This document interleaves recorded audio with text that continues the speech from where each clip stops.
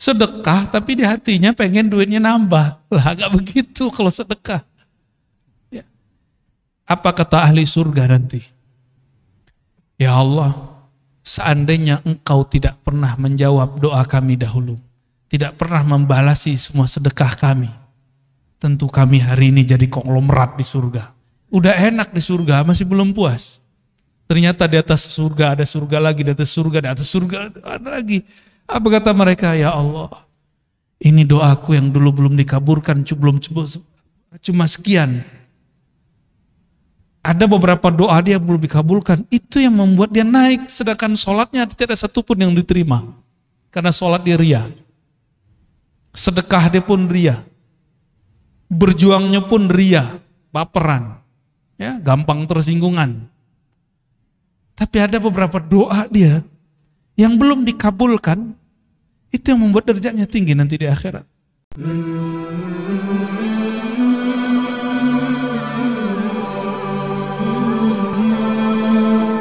Amin. Ya Allah, keluarkan kami dari kejahilan, Amin, ya dari kegelapan kolbu, Amin. kepada hati yang terang benderang, Amin, ya kepada ilmu mengenal Engkau, mengenal kekasihmu Nabi Muhammad sallallahu alaihi wasallam.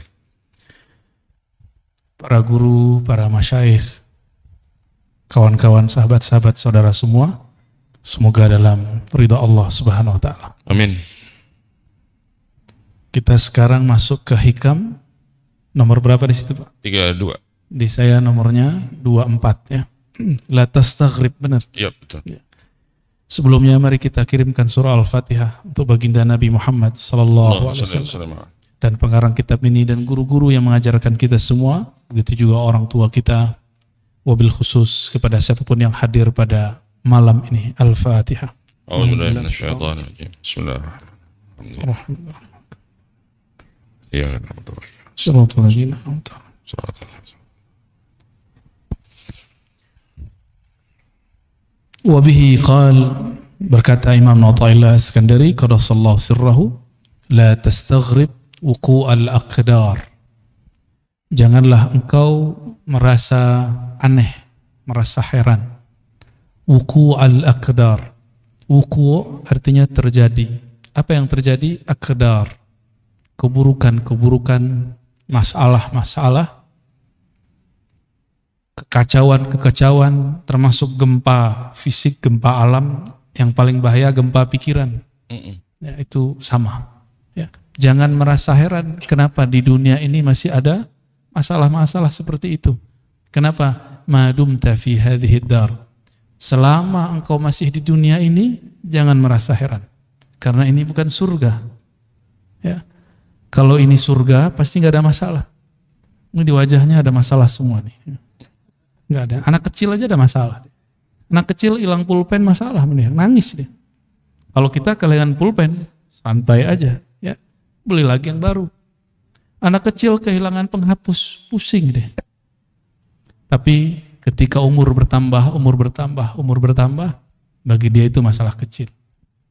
Ya. Maka orang-orang yang panik dengan masalah, itu orang yang hatinya masih kecil. Ruhnya masih anak-anak. Walaupun tubuhnya sudah menua, karena tidak dididik, maka ruh ini mesti dididik, kolbu ini mesti dilatih. Fa innaha, sesungguhnya dunia ini, ma abrazat, tidak akan pernah menampakkan illa kecuali ma huwa, apa yang dia mustahiqun wasfiha, mustahiqun wasfuha, yang pantas menjadi karakternya. Karakter dunia apa? Keburukan. Dunia itu bahasa Arab artinya lawan dari ulya. Dunia berarti rendah. Dunia berarti masalah.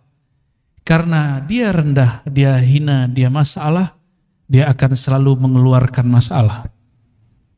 Itu dunia. Maka jangan pernah mengawinkan kolbu dengan dunia. Cukup tubuh kawin dengan dunia. Kolbu tidak boleh kawin dengan dunia. Jangan pernah masukkan nama-nama dunia. Dunia itu apa aja isinya? Rumah, mobil, motor, pasangan, kerjaan. Jangan masukkan kolbu. Sekali masuk ke dalam kolbu, kata Rasulullah, ta'iba abdud dinar, orang ini kualat. ta'ibah, dia akan lelah sepanjang hidupnya. Jadi kita boleh capek fisik, jangan capek kolbu. Ya, ini ada yang capek-capek pulang kerja masih mau ngaji. Ini hari apa nih Pak? Senin ya? Sama, saya kan juga kerja, saya juga masih ngajar. Ya. Hari ini karena yang datang guru-guru, maka saya lah yang nyetir. Ya, kecuali tadi ya, pas datang ke sini udah gak kuat. Nguap lu, ngantuk lu. Karena tadi siang saya masih ngajar, tapi kita nganter. Tapi nikmat. Pengorbanan itu nikmat. Capek, lelah itu nikmat. Jadi orang yang gak pernah kelelahan, itu hidupnya gak nikmat. Ya, jadi nikmati Pak perjuangan-perjuangan itu. Nikmati lelahmu berkhidmah. Di dalam lelah itu nanti ada rasa. Coba orang yang tidak pernah tahu nikmatnya satu teguk air, puasa. Nanti ketika azan, dia merindukan satu teguk itu. Benar gak? Ya. Orang yang masalah terus di rumahnya udah pisah beberapa waktu, nanti ketemu lagi. Insya Allah nanti ketemu jalannya. Ya. Fa innaha ma abrazat illa ma huwa mustahiqqun wasfuha. Dunia itu apa isinya, itulah yang keluar. Mungkinkah gelas isinya air hitam, kopi, keluarnya teh? Mungkin enggak? Dalamnya putih susu, keluarnya kopi, mungkin? Enggak. Ya, enggak keluar-keluar dari kopi, karena kopi antum pada senang wajahnya kan. Wajahnya udah hitam-hitam kayak kopi. Apa isinya itu yang keluar. Sama, ini isinya apa, itu yang keluar.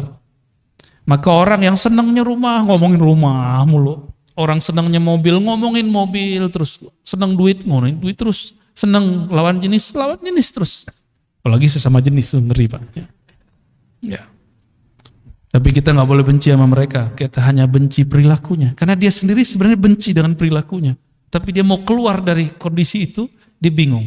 Oleh karena itu jangan pernah membenci pemaksiat. Benci saja maksiatnya.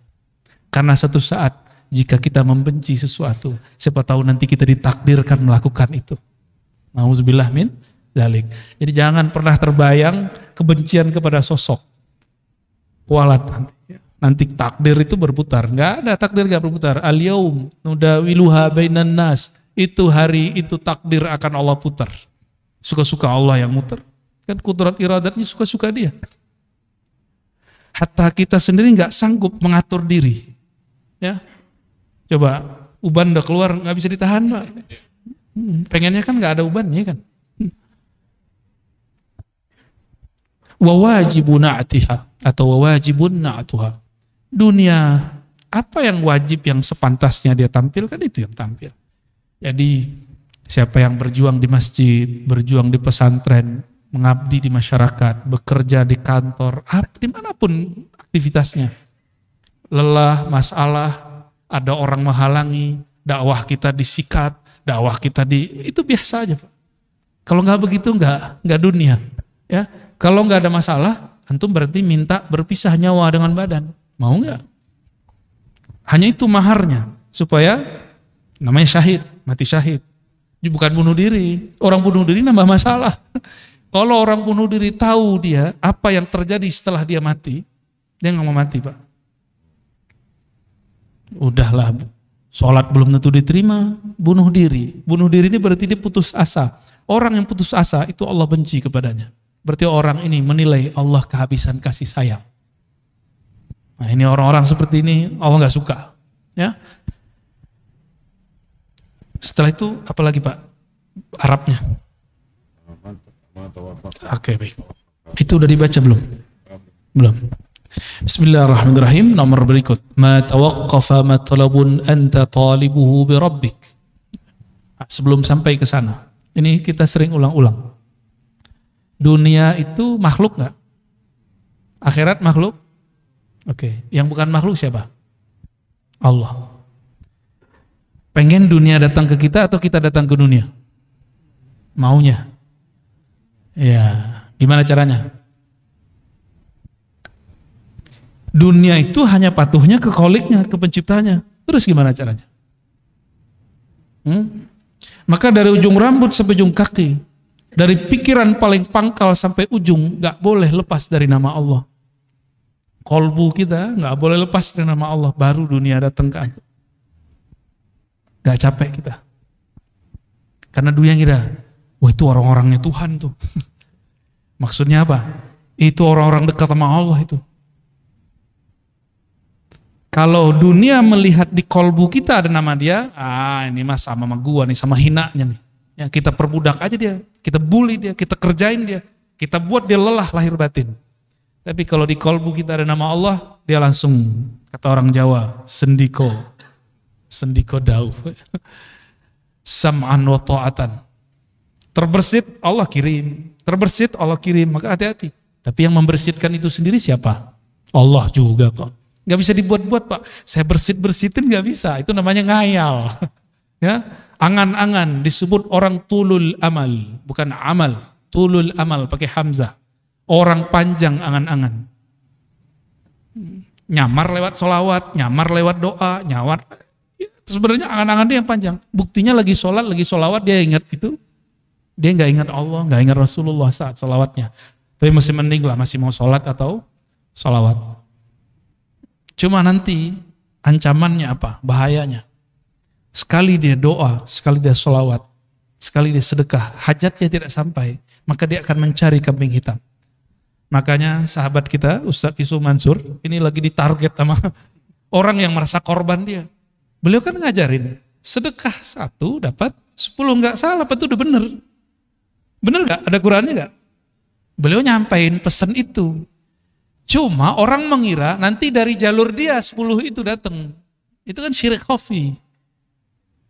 Capek begitu antum. Sedekah tapi di hatinya pengen duitnya nambah. Lah gak begitu kalau sedekah. Ya.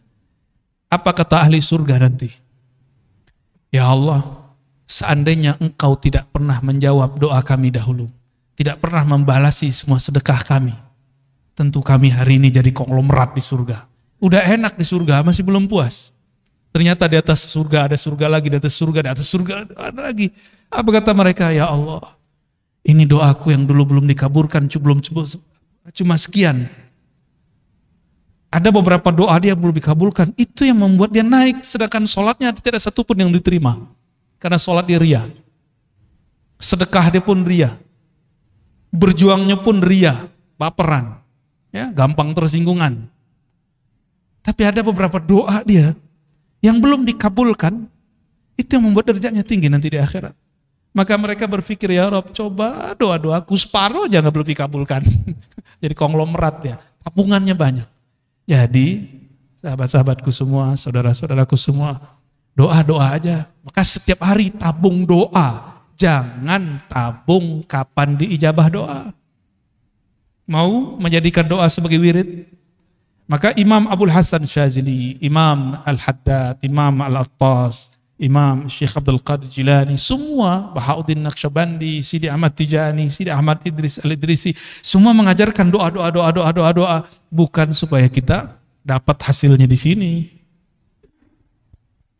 Itu maksud mereka ngajar muridnya. Maka ada Hizib Bahar, Hizib Nasr, Hizib ini, Hizib itu. Yang paling suka saya itu Hizbul Bar namanya. Hizbul Bar. Itu adalah gambaran daripada maqamat rohani Sidi Syekh Al-Imam Abul Hasan Syazili. Sayyidina Ali ketemu orang ini benci dunia. Kata dia, ini benci dunia, ini talak dunia. Tiap ketemu Sayyidina Ali ngomong dunia, dia benci. Kata Sayyidina Ali apa? Wahai sahabatku, man ahabba syai'an aktsara dzikrahu. Siapa yang suka cinta sesuatu, dia sebut-sebut sering. Banyak dia ulang-ulang. Sebenarnya di hatimu kamu cinta dunia. Cuma mau melawan itu atau mau ngeles baru kelihatan bukan cinta dunia. Udah, Sayyidina Ali ajarin cara biar gak cinta dunia. Dunia itu hanya bisa ditolak dengan nama Kholiknya, penciptanya. Maka masukkan nama Allah di dalam kolbu. Ya, baca terus nama Allah, ya Allah. Jadi kalau ada majelis zikir, kita datang seperti kita mau dapat bantuan, Pak. Jangan kemudian males. Mau siapapun yang mimpin zikir. Kalau udah ada majelis zikir, di mana saja hadiri. Karena itu melatih dunia. Cuma masalahnya yang mimpin zikir ingat dunia gitu. Itu urusan dia. Urusan dia, Pak. Ya. Urusan dia itu. Kita jangan suuzon sama orang. Ini antum ciri-ciri antum suka duit. Ada ustadz ngajar, tulis komentar. Atau dalam hati buat komentar. Paling juga karena honor. Berarti otak ente otak fulus. Nilai orang pakai duit mulu. Mana ada orang begitu semua. Paling ngaji hikam begini. Apalagi orang yang bawa nama Allah. Mimpin zikir, nggak mungkin. Dia butuh dunia atau dunia butuh dia. Yang mana yang benar yang mana? Kayaknya dunia yang butuh dia ya. Dunia itu kalau nggak ada orang zikir hancur. Jadi dunia itu kenapa melayani orang-orang yang di kolbunya ada nama Allah? Karena si dunia mengatakan, kami akan hancur jika engkau tidak ada. Dalilnya apa? La taqumus sa'ah hatta la yuqalu fil ardi Allah, Allah. Hadis Imam Muslim, hadis sahih. Tidak terjadi kerusakan besar di muka bumi bernama kiamat sampai tidak ada lagi yang mengatakan atau dikatakan disebut-sebut namanya Allah, Allah. Jadi selama masih ada yang baca nama itu, antum aman. Jadi baik-baik sama ahli zikir ya. Walaupun kita kurang zikir nggak apa-apa, antum baik-baik sama dia.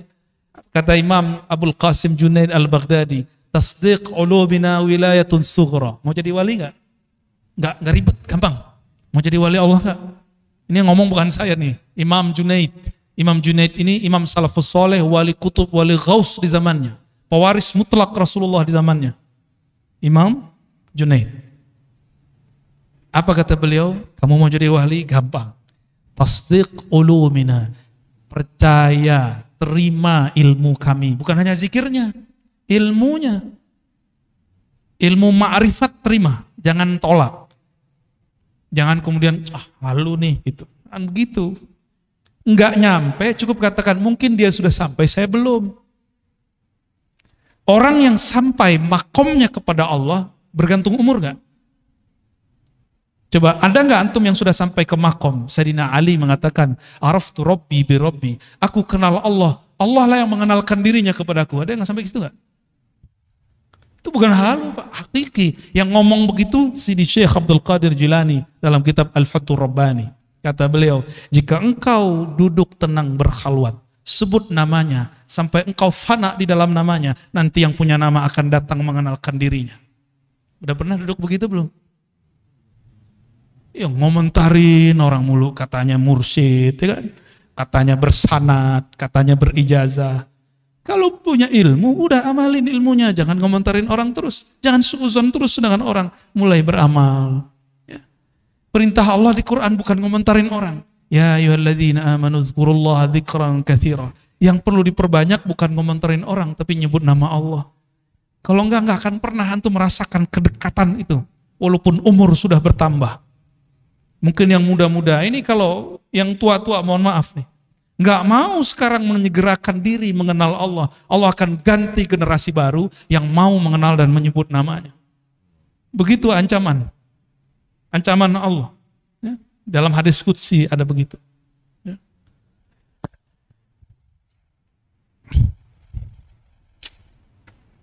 Ma tawaqqafa matlabun anta talibuhu bi rabbik wa la tayassara matlabun anta talibuhu binafsik. Kenapa doa kita nggak naik-naik? Karena engkau tidak memintanya dengannya, tapi engkau meminta dengan egomu, kepentinganmu. Jadi sholawat, zikir, baca Quran, sedekah jika diniatkan untuk keberkahan duniawi, berarti kita minta dengan diri, ego. Itu nggak akan naik, dia cuma berkahnya sampai di dunia. Jadi siapapun yang suka berbagi, dia dapat berkah, muslim, non muslim dapat berkah 10 di dunia. Itu sudah hukum wajib. Udah plus dari Allah. Mau dia mukmin nggak mukmin, dia suka berbagi, charitas. Non muslim suka berbagi, diberkahi Pak hidup dunianya. Coba lihat startup yang suka bakar-bakar duit, itu mereka bertahan sampai hari ini, benar nggak? Ya kan? Kalau mereka nggak mau bakar-bakar duit, mau promosi, mau memberikan free ini, free itu, nggak ada hasilnya. Nabi Muhammad SAW dulu seperti itu. Cuma yang dituntut itu jangan cuma mikirin nafs. Tubuh ini mau ditinggal. Apa masih kurang jelas? Tubuh ini dulu kecil, kemudian menjadi anak-anak, jadi remaja, lalu dewasa, sekarang sudah menua, udah mulai sakit-sakitan. Ini Donald Trump namanya Pak, Donald Trump Al-Fadani. Udah mulai sakit-sakitan belum? Punggung, kaki, duduk lama-lama udah mulai kesemutan, udah tua itu, calon-calon itu. Iya, baru kan. Wajah sih wajah 40. Udah mulai. Jadi dulu kalau duduk lama aman, sekarang duduk lama berasa. Ya, punggung mulai cari sandaran, kan yang dapat sandaran beruntung kan. Tapi anehnya orang ngaji hikam, ngaji zikir, ngaji ma'rifatullah, tahu-tahu sudah 1,5 jam baru ingat punggungnya sakit. Kenapa? Saat itu kolbunya sedang asik dengan yang menggerak-gerakkan kolbunya. Coba lihat anak-anak kita kalau lagi main game, dia lupa kalau dia butuh makan, minum. Bener gak? Mainannya akal ketika berkhayal jadi game. Nah, gamenya kolbu itu nyebut nama Allah. Kalau game biasa ada ini gak? Apa namanya? Stage 1, 2, 3 gitu ya, bener? Ya. Level 1 tuh, Bapak juga main juga nih. Level 1, 2, 3, sama. Ya, orang kalau sudah punya game di dalam kolbunya, dia asik dengan game itu. Game kolbu itu menunya banyak Pak. Dan seru sekali. Ya. Ada bintang-bintangnya juga di dalam itu. Ya. Dan kreditnya asli, hakiki. Kalau yang di game-game itu kan kreditnya di situ-situ aja. Ya. Tidaklah permohonanmu diangkat kepada Allah kecuali engkau membawa namanya. Tidaklah satu permohonanmu dipersulit kecuali karena engkau memohon dengan menyebut dirimu. Jadi ciri-ciri orang doa tapi pikirannya susah. Dia sholat, dia rajin ibadah, tapi susah aja bawaannya. Karena dia yang pikirkan, ya Allah hidup saya susah. Ya Allah, begitu terus. Boleh berkeluh kesah kepada Allah, boleh. Tapi dia lupa nih. Ya, jadi saya agak sedikit beda dengan beberapa motivator. Kamu doa yang spesifik. Biar dikasih sama Allah. Ya boleh sih. Cuma emang Allah itu suruhanmu. Ya. Doa itu kan dalam bahasa Arab fi'il amar. Kata kerja, kata perintah. Allahumma rzuqna, ya Allah, rezekikan kami. Kan urzuk itu bahasa Arab, perintah, fi'il amar. Begitu kata Imam Al-Juwaini, diteruskan oleh Imam Al-Ghazali, oleh Fakhruddin Ar-Razi. Apa kata beliau? Beda kita dengan kelompok yang lain. Doa pun juga kata kerja, kata perintah. Pantas nggak kamu merintah Allah? Maka kata-kata itu bukan sebagai perintah kita jadikan, tapi kita jadikan sebagai curhat. Maka tadi, coba diingat-ingat Pak, doa itu jadikan tabungan akhirat. Jangan minta diijabah di sini. Kalau Allah kasih ijabah di sini, anggap itu hanya benefit, fawaid. Maksud kita cuma satu. Kenapa kita manggil-manggil Allah, menyuruh-menyuruh Allah? Bukan isi doanya yang kita maksud, tapi kita dilirik oleh Allah. Maka di Quran itu lafaznya ibtigha'a wajhillah. Mencari lirikannya. Menunggu kita diliriknya. Maka di Quran, di hadis misalnya, salah satun la yazurullah yaumal qiyamah, ada 3 golongan yang Allah tidak lirik di hari kiamat. Kan bahaya itu. Kita ingin dilirik oleh Allah semenjak di dunia. Sekali dilirik Allah di dunia, maka dia akan dipandang terus dengan rahmatnya sampai ke akhirat. Mungkin dalam sholat gak khusyuk, udah cari tempat lain. Mungkin di ibadah berbagi. Masih ingat ada, mungkin lupa kisah ini adanya di kitab Syarah Asmaul Husna, Imam Al-Qushairi. Ada orang, udah ibadah banyak gak jadi wali. Kenapa? Ibadahnya masih dengan dirinya. Belum menghabiskan keakuannya. Maka kemudian di suatu kesempatan dia dapat ilmu menghormati simbol-simbol Allah Ta'ala. Nama Allah, tulisan yang ada nama Allah. Dia melihat ada orang buang kaligrafi yang di situ tulisannya alif lam lam ha. Bacanya apa? Allah. Dia lihat langsung bergetar hatinya.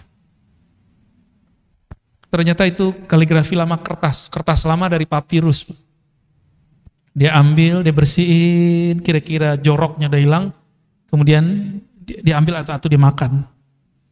Dia nggak mau lagi ini kaligrafi, nanti dibuang. Biarlah dimasukkan ke dalam tubuhku, hancur dalam badanku, daripada hancur di tempat yang jorok. Ya. Jadi kalau dia potong-potong satu-satu, sehingga tidak menjadi lagi satu lafaz Allah. Malamnya dia tertidur dan dia bermimpi bertemu yang punya nama. Yang punya nama siapa? Allah. Apa kata yang punya nama? Wahai hambaku, karena engkau menghormati namaku, aku jadikan engkau kekasihku. Sholatnya belum tentu diterima, karena dalam sholat masih ingat selain Allah.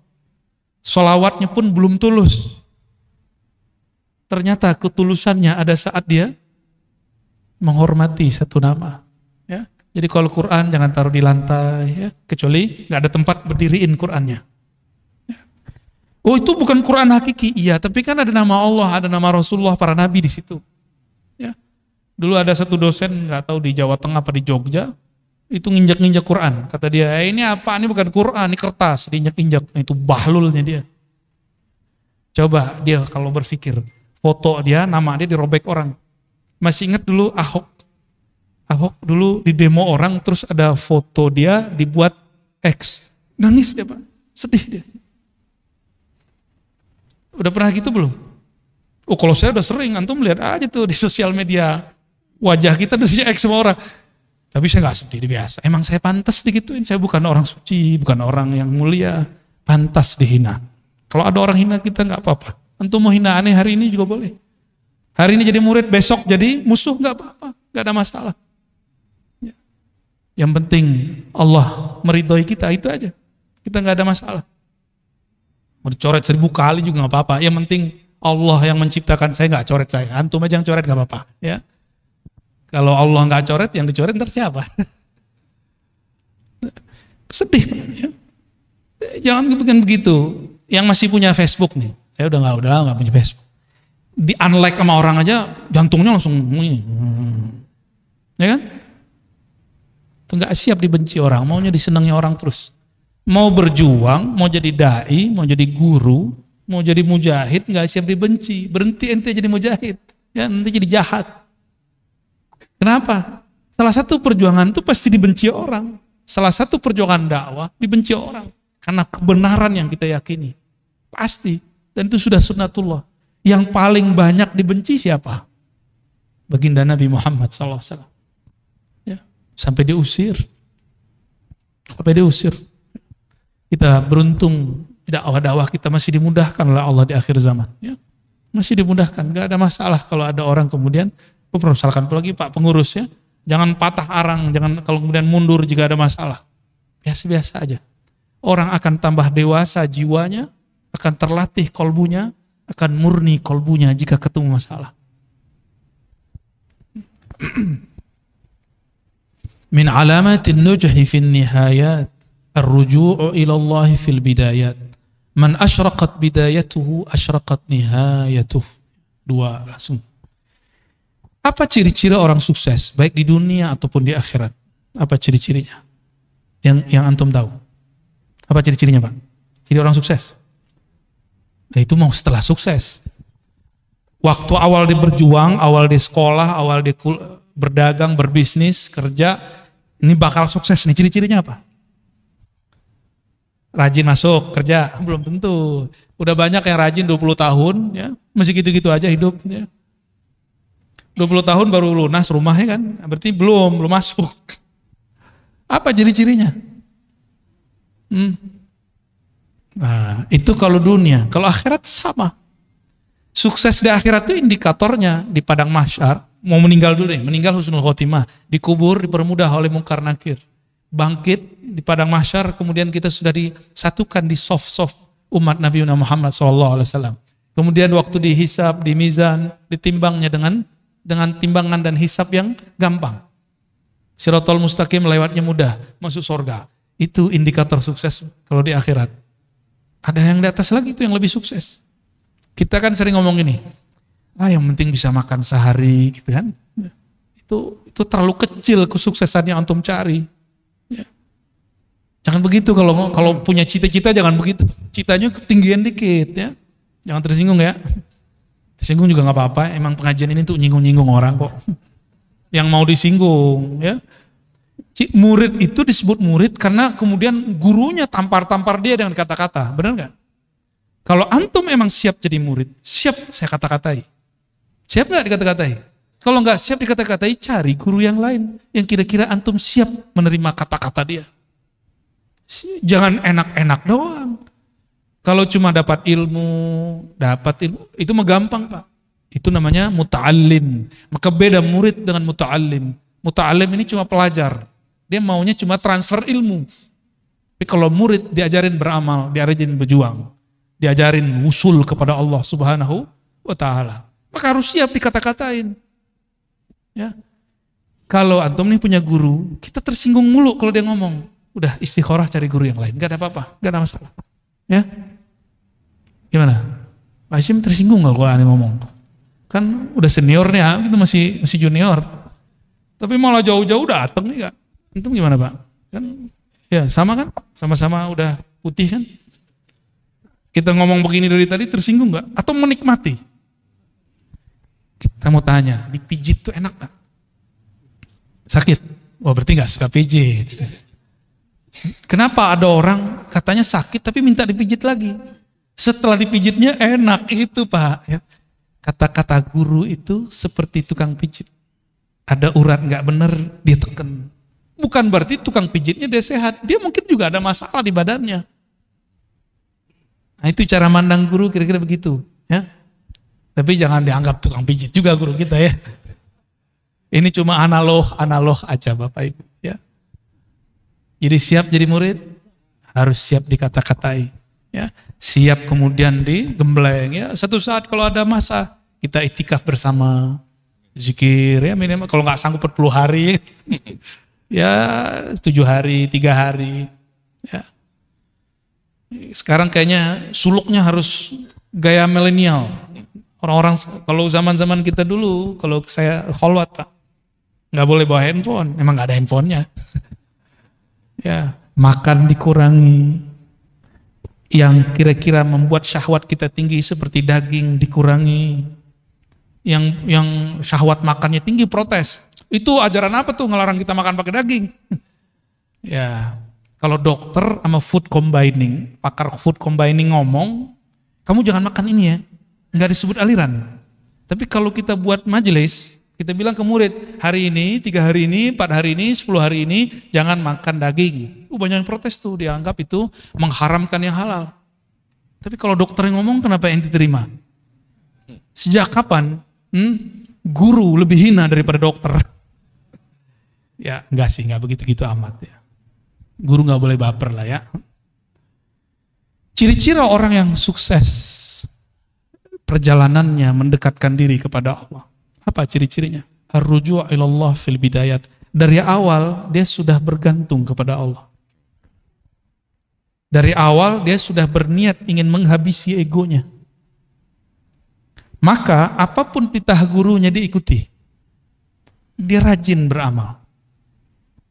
Ya. Baru berhasil. Ya. Man asyraqat bidayatuhu. Siapa yang rajin. Di awal dia masuk bekerja, di awal dia berkhalwat berlatih, di awal dia ngaji. Asyraqat nihayatuhu, maka terang benderanglah ujungnya. Pasti dia sukses.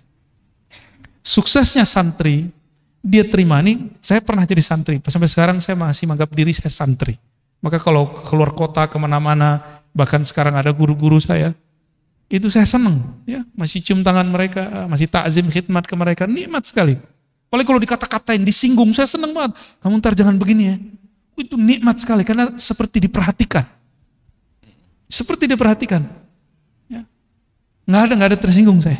Malah senang. Karena selama ini nyinggung orang mulu, nggak ada yang nyinggung saya. Jadi ketika ada yang nyinggung itu senang. Tapi kalau guru nggak nyinggung, maka saya cari orang yang nyinggung itu orang yang memusuhi saya. Tapi saya tidak akan memusuhi dia.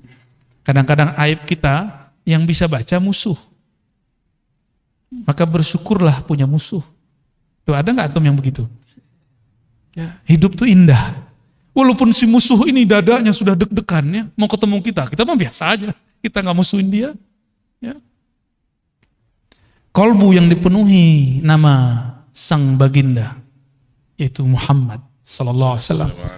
Dia sudah tidak ada lagi memusuhi siapapun kecuali dalam nama Allah Subhanahu wa taala. Ya.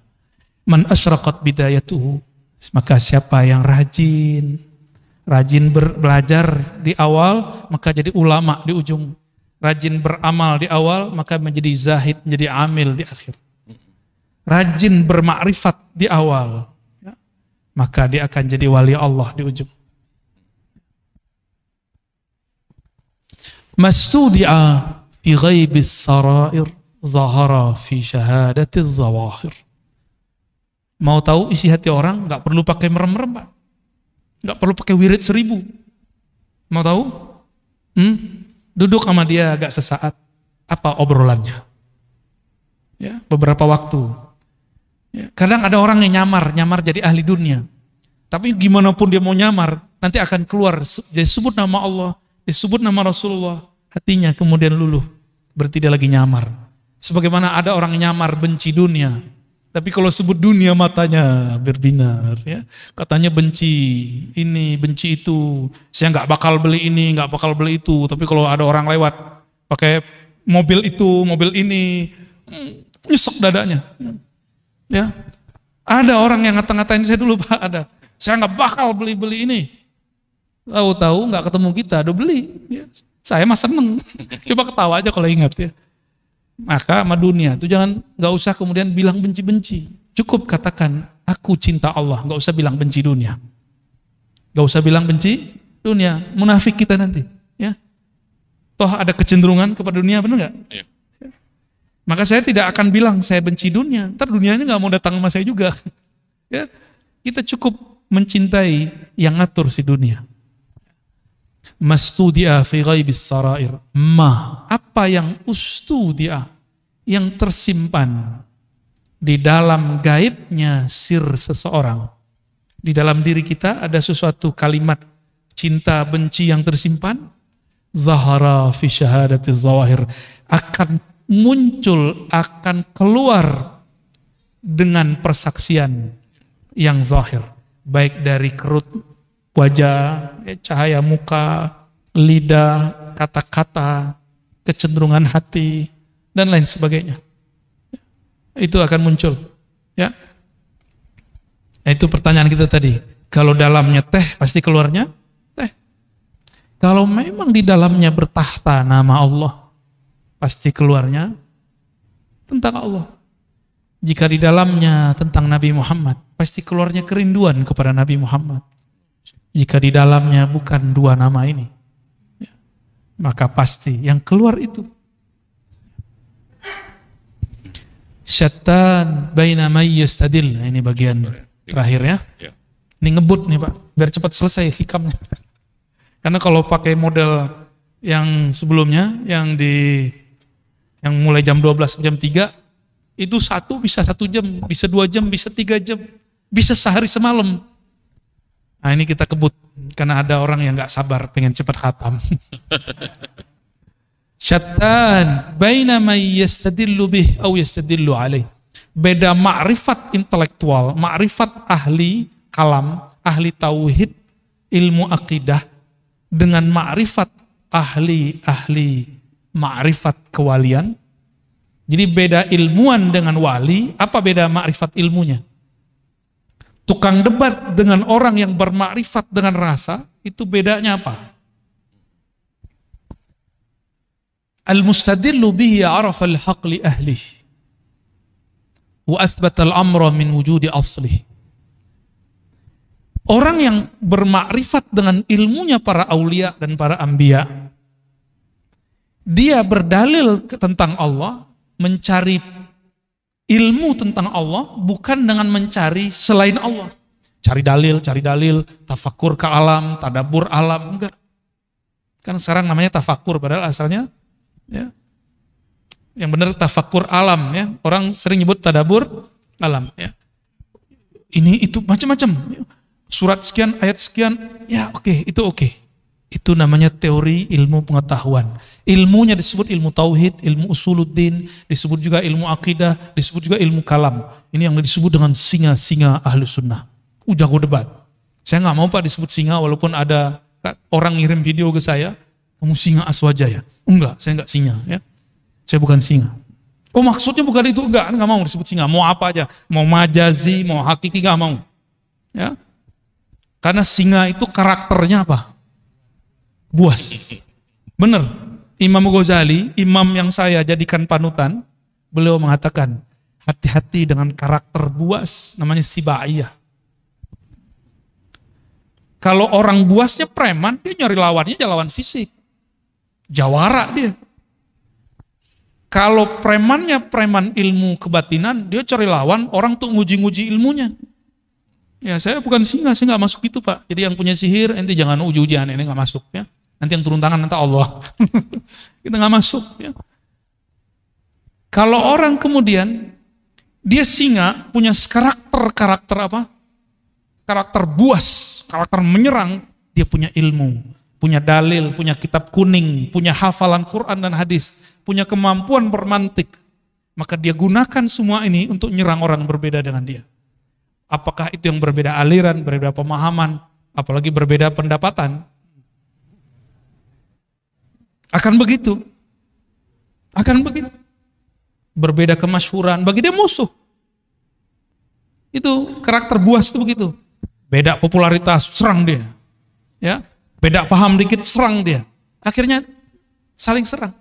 Enggak, saya mohon maaf, tolong jangan sebut-sebut saya singa Ahlus Sunnah. Kita pun belum pantas disebut benar-benar Ahlus Sunnah. Kita sedang belajar, mempraktekkan, mengamalkan ajaran Ahlus Sunnah. Oh, kalau ada orang mengatakan dia benar-benar Ahlus Sunnah, silakan. Saya justru sedang belajar mempraktekkan itu. Ya, sedang berusaha bermujahadah. Kalau ada yang sudah jadi panitia kebenaran Ahlus Sunnah, silakan. Saya nggak masuk ya. Kita nggak ada urusan dengan itu. Dan jangan ikut-ikutkan Ar-Razi. Ya, kita nggak masuk. Nah karakter ini yang harus kemudian dijinakkan. Yang menjinakkan hanya karena yang ilmu ini dulu dikembangkan oleh Imam Ghazali, ilmu singa ini. Dulu Imam Ghazali itu kan disebut Hujjatul Islam. Gelar singa itu dulu, gelar bahasa Arabnya Hujjatul Islam. Yang hujahnya kalau dia berdalil, dia berdebat, pasti orang kalah. Nyari lawan terus, Imam Ghazali itu nggak ada lawannya. Tapi kemudian beliau bertemu gurunya, Sidi Syekh Abu Ali Al-Farmadi, wali kutub di zamannya, dididiklah Imam Ghazali. Sehingga singanya berubah menjadi jinak. Kalau bahasa kampung kami lebih gawat Pak ya. Kami itu dulu kalau khalwat 40 hari kata guru, itu yang masuk khalwat bukan orang ya, anjing liar gitu bahasanya. Kalau singa kan sulit bayanginnya, karena singa jarang muncul di kampung kan. Ya. Bener ya, tanya ke guru-guru saya nih berdua. Orang dulu kalau ikut mujahadah, zikir, itu gurunya ngomong apa? Itu yang masuk tuh anjing liar. Emang liar kok. Ciri-ciri anjing liar dia ajak ke kanan, dia ke kiri. Dan mohon maaf, mau anjing, mohon maaf nih, mau kucing, mau babi, mau ayam, mau apapun, itu tunduknya pakai apa? Makanan. Tunduknya pakai makanan. Nah, maka cara untuk melatih jiwa tadi, jiwa puas, jiwa tamak, puas akan diri. Puasanya orang debat, jangan debat. Puasanya orang banyak ngomong, kurangi ngomongnya. Kalau sekarang saya kan nggak boleh puasa Pak, emang diminta ngomong tuh. Orang bijak itu bukan di saat suruh ngomong terus dia nggak ngomong, bukan begitu. Di saat dia harus diam, dia diam. Di saat harus bicara, dia bicara. Itu bijak, insya Allah. Ya. Nah ini bedanya. Orang yang arif billah, kenal Allah dengan hakikatnya, Allah lah yang mengenalkan diri kepadanya. Maka dia nggak perlu dalil, nggak perlu bukti. Buktinya Allah itu ada nih dalilnya. Nih adanya alam, buktinya ada Allah. Itu versi ilmu akidah. Benar secara ilmu akidah. Tapi dalam ilmu ma'rifatullah ahli dzauq, bukan dari makhluk untuk mengenal Khalik, tapi dari Khalik lah engkau mengenal. Dibalik, ya. Pilih mana Pak? Pengen yang cara debat-debat, ngitungin dalil, ngapalin nomor, atau langsung ngerasain? Langsung rasain aja. Nah itu namanya talqin zikir, belajar ilmu tentang yang punya nama. Ma'rifatullah. Ya. Lebih enak, lebih gampang, lebih ringkas. Maka Bapak Ibu saudara-saudariku yang melakukan Allah, jika memang sudah ada dua jalan, ya, jalannya Nabi Muhammad sebenarnya gabungan dua jalan ini. Maka saya juga menggabungkan dua ini. Dulu jalan kita cari dalil dulu, membuktikan Allah ada. Allah butuhkah pembuktian? Yang perlu dibuktikan, buktikan dirimu hamba. Buktikan dirimu cinta Allah. Buktikan dirimu betul-betul patuh kepada Allah. Itu yang perlu dibuktikan. Mana dalilnya kamu betul-betul jadi hamba Allah. Maka bacaan kaligrafi di situ tuh perlu jadi tagline hidup. Wa'bud rabbaka. Bisa baca nggak tuh? Nggak bisa ya, keuler ya. Bagus sekali itu ya. Mau sholat, saya baca itu, terharu kita langsung. Wa'bud rabbaka hatta ya'tiyakal yakin. Sembahlah Allah, kenalilah Allah sampai datang al-yakin. Al-yakin ini bisa berarti kematian. Apa nunggu mati dulu? Bukan. Mutu qabla anta mutu. Matikan dirimu sebelum sang mati itu betul-betul datang. Itu baru disebut menyembah Allah Subhanahu wa ta'ala. Orang kalau mati, nanti dia bilang, ya Allah, sebentar aja dihidupkan, nanti saya jadi soleh. Kan begitu semuanya. Kayak kita lagi ujian, terus pas ngelihat ada 10 soal esai, mau bilang ke pengawas, Pak, Ibu pengawas, sebentar aja saya mau lihat buku, diizinin enggak? Di dunia aja begitu disiplinnya, masa di akhirat enggak? Mumpung ujiannya belum ada, ujiannya nanti cuma 2 pertanyaan dari malaikat mungkar nakir, itu pengawas ujian di alam barzakh. Pertanyaannya 2. Man rabbuk? Siapa yang engkau jadikan Tuhan? Siapa Tuhanmu? Yang kedua, ditunjukkan satu wajah. Ini siapa? Tuh, kita belum pernah ketemu yang kedua itu. Pernah ketemu, antum aja yang lupa. Maka cari, ingat dia sekarang. Caranya hidupkan majelis maulid, sebut-sebut namanya. Jangan hanya bernyanyi, melakukan. Tapi kita undang juga, kan ada yang bersolawat, ada ustadz yang menceritakan isi solawat itu. Apa yang dibaca, sehingga nama-nama yang disebut di situ masuk ke dalam hati. Itu anjuran. Jadi idealnya majelis solawat begitu. Ya, kalau mengundang orang, request, menceritakan apa yang ada di kitab Barzanji, di Ba'i, itu yang kita minta. Ya. Jadi membaca, dengerin di Ba'i itu betul-betul berasa di kolam kolbu.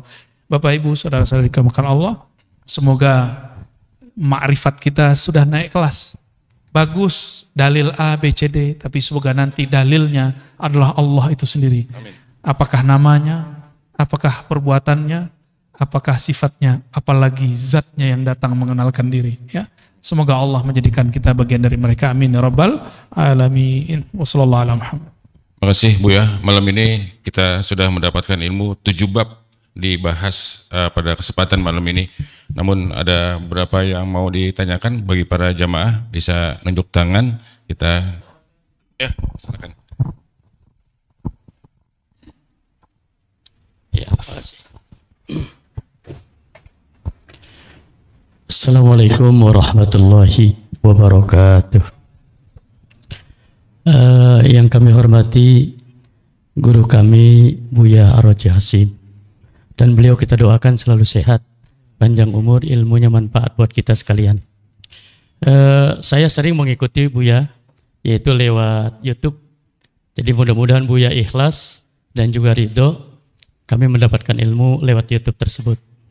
Di situ juga ada Buya memberikan ijazah-ijazah, kemudian kami pun sedikit untuk mengamalkannya, sehingga Buya juga mudah-mudahan mengijazahkan itu terhadap kami yang belajar di YouTube. Selanjutnya Buya, kita juga tahu adanya kodo dan kodar. Kodo dan kodarnya Allah. Kemudian kodo itu ketetapan Allah sejak zaman ajali, kodar setelah zaman ajali. Lantas ada di antaranya tentang ajal, kemudian rizki, termasuk di dalamnya jodoh dan juga nasib. Lalu di situ juga ada kodar, ada yang mu'allaq dan juga ada yang mubrom. Kalau yang mu'allaq barangkali sudah tidak bisa diusahakan lagi. Yang mubrom ya. Kalau yang mu'allaq itu masih bisa diusahakan. Kira-kira untuk rizki ini termasuk yang mu'allaq ataukah yang mubram itu rizki? Karena dan juga termasuk di sana nasib. Baik. Gitu. Berikutnya pertanyaan saya sebenarnya cuma satu, paling A, B, C gitu. Itu cukup dulu. Oh gitu. Takut nggak bisa jawab semua. Oh iya, iya. Ini dulu boleh silakan. Ijazah-ijazah yang kita sampaikan dalam kajian-kajian itu silakan diamalkan kecuali talqin. Talqin harus ke ahlinya. Ya, kalau ada mursyid di kampung kita ambil ke ilmunya ke mereka, ya. Mengenai takdir, ya. Istilah takdir yang digantung mu'allaq bahasa Arabnya. Jadi belum terjadi. Ada takdir yang mubram. Bapak itu sukunya apa, Pak? Sukunya apa? Betawi. Bisa protes nggak? Coba saya lahir jadi orang Arab, gitu, bisa nggak? Nah, itu namanya mubram. Ya, itu menurut ilmu akidah nih ya. Ini ada versi lainnya ntar. Karena kalau dalam kitab begitu aja, yang kitab ilmu akidah. Tapi dalam kitab ilmu ma'rifatullah itu lain lagi. Ya, ada yang lebih dalam dari itu. Kita ini ditakdirkan hidup di akhir zaman. Bisa nolak nggak? Bisa nolak? Udah terima aja. Itu namanya takdir mubram. Lahir pengennya kulit kayak orang Korea ya. Ya. Nggak enak juga kali. Tapi ternyata lahir kulit sawo, ya sawo mateng apa telur mateng. Nggak jelas ya. Kita nggak bisa protes. Udah begitu aja. Apapun yang dia mau, bagi saya, mohon maaf. Jadi itu versi ilmu akidah. Semua takdir itu mubram bagi saya. Suka-suka Allah lah. Takdir mu'allaq itu ternyata sebenarnya mubram juga. Kenapa? Dia masih digantung, tapi kan haknya Allah. Mungkinkah takdir digeser? Mungkin. Ini pada sisi Allah, semua takdir itu suka-suka dia, bukan suka-suka kita. Sepakat? Takdir itu terbitnya dari kudrat iradat Allah, maka mutlak milik dia, nggak usah atur-atur. Makanya di dalam hikam awal-awal, arih nafsaka minat tadbir, jangan kamu urus yang tidak perlu kamu urus. Ahli akidah mencoba menteorikan itu karena banyak orang protes. Ini takdir bisa dirubah nggak segala macam ya? Takdir itu bahasa Arab artinya ukuran yang Allah berikan untuk kita. Kita dikasih ukuran 10, tergantung kita ngambil berapa. Harusnya antum tuh suksesnya 10 kali lipat, cuma ngambilnya cuma 2. Salah siapa? Nggak akan keluar dari takdir. Ada kesalahpahaman memahami takdir. Takdir itu cuma 4. Apa aja? Waktu kita dalam janin, takdir cuma 4, Ustaz. Ya. Apa aja tuh? Apa? Ajal. Cepet amat ajal. Bikat bi rizqihi. Rizki dulu. Rizki itu jodoh 1. Jodoh itu rizki. Bikat bi rizqihi. Nggak ada di hadisnya wa jodohihi. Nggak ada. Bikat bi rizqihi 1. Terus wa amalihi. Amal dulu. Ngapain kamu nanti? Gitu. Itu amal bahasa Arabnya. Terus yang ketiga apa? Wa ajalihi, baru ajal. Jangan langsung ajal, Pak. Cepet amat mau ajal aja ya. Baru yang keempat, syaqiyun au sa'id. Dia nanya ahli surga apa neraka. Gitu. Bahagia di surga atau sengsara di neraka. Itu maksudnya, bukan bahagia di dunia, bukan itu. Banyak yang salah terjemah itu. Syaqi, dia sengsara masuk neraka, atau sa'id, dia bahagia masuk surga. Tuh ini aja udah panjang aneh jelasin. Antum mau nambah lagi pertanyaan. Rezeki, saya mau tanya.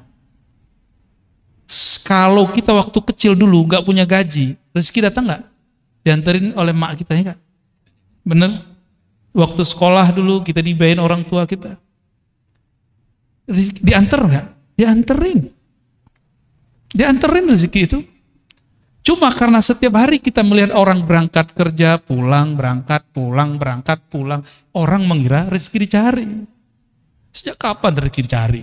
Allah tuh bagi-bagi doang, Pak. Kita nggak pernah nyari rezeki. Kita cuma nunggu dan ngambil. Nunggu, ngambil. Nah, time nunggunya inilah skill. Skill yang dipunya orang bisnis. Skill yang dipunya oleh politisi. Dia tahu cara ngambil-ngambilnya. Ya. Ini kan sudah ada yang mulai sayembara mau jadi calon presiden kan.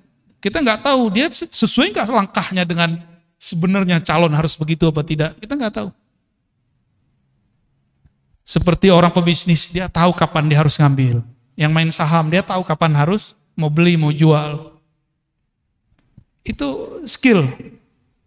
Nah, skill itu yang mahal, itu pemberian Allah dan dilatih. Kita rezeki, Allah kan bagi-bagi. Ya. Maka kalimatnya, perintahnya bukan cari rezeki. Ibtaghi fima atakallah darul akhirah. Yang kamu carilah akhirat. Nggak ada suruhan cari dunia. Wala tansa nasibaka minad dunya. Tapi jangan lupa duniamu. Cuma begitu. Kalau kita kan kita balik. Dunia akhirat harus 50-50 bro. Ente ini udah gila belajar agama. Tapi dari dulu sampai sekarang hidupnya begitu-gitu aja. Katanya adil. Nggak begitu cara memahami ayat-ayat Allah. Kita kerja, kalau ada akhirat di situ, mungkinkah orang-orang itu korupsi? Orang yang mengakhiratkan kerjanya, dia jujur kerjanya. Itu antum ibadah tuh. Orang yang niat ketika bekerja, dia ingin menafkahi keluarganya, ingin bantu orang sekitarnya. Maka orang itu dihitung ibadah. Itu yang disebut mencari akhirat. Tapi jangan lupa bagianmu di dunia. Jadi kita juga harus saving untuk diri sendiri dan keluarga. Itu maksudnya. Jangan dibalik. Carilah dunia, jangan lupa akhirat. Nah, nggak tahu nih ayat baru ini. Saya boleh sebut tuh ayat-ayat setan. Itu ayat setan Pak. Dai-nya dai setan itu. Nauzubillah min dzalik. Allah bilang cari akhirat, dia bilang cari dunia. Setan gak tuh? Mohon maaf nih. Kan dai itu dua aja. Dai ilallah sama dai ila ghairillah. Dai kepada Allah atau dai kepada selain Allah. Dua aja dai. Dai artinya orang yang mengajak. Orang yang mengajak pulang kepada Allah, mengenal Allah. Atau orang yang mengajak kejar selain Allah. Dua aja. Jauh-jauh ke Ka'bah minta fulus. Aduh ya Rabb. Jauh-jauh ke Ka'bah minta rezeki, minta jodoh. Boleh sih gak apa-apa. Cuma kayaknya buang-buang duit. Kalau minta jodoh ke sana, mending lamar orang langsung enggak. Langsung beres tuh. Emang pesta-pestanya lumayan tuh ya. Sekampung gak habis tuh.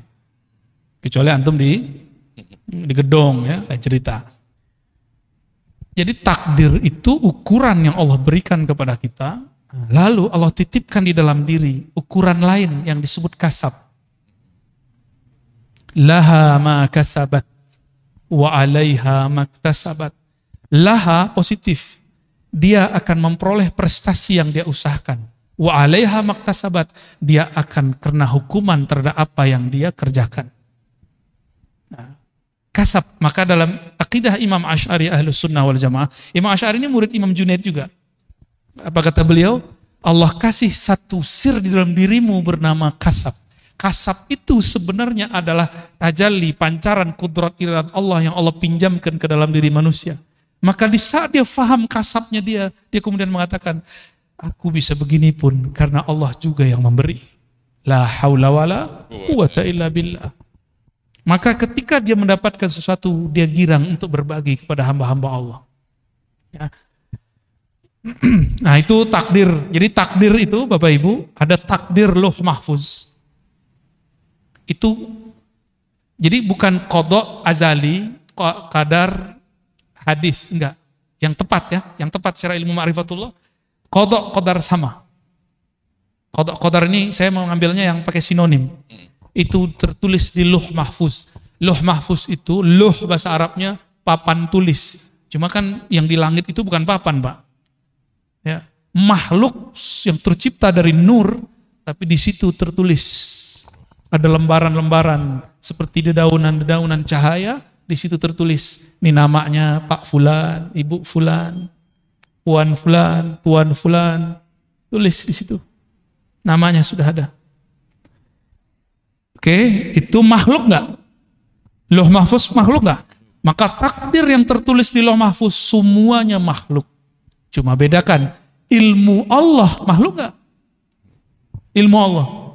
Bukan. Ilmu Allah azali. Jadi yang azali itu ilmu Allahnya, sedangkan suratan takdirnya bukan azali. Azali itu tidak berawal, tidak dicipta, itu azali. Semoga pusingnya. Tuh. Salah siapa nanya bab begituan? Ya. Namun apa kata Allah? Kataba ala nafsihir rahmah. Di Lauh Mahfuz tertulis hukum takdir. Orang yang baik dapat balasan kebaikan, orang begini ya begitu. Itu hukum takdir. Sebab akibat itu Lauh Mahfuz. Hukum sebab akibat. Jadi adakah hukum sebab akibat di dalam Islam? Ada. Allah akui, disebut kita hari ini sunnatullah atau disebut hukum alam. Allah akui. Tapi kata ba'ala nafsihir rahmah. Allah tetapkan pada dirinya, pada zatnya rahmah, kasih sayang, mengalahkan semuanya. Mengalahkan semuanya. Allah nih. Maka Allah mengatakan Ar-Rahman ala arsyistawa. Dia yang maha pengasih.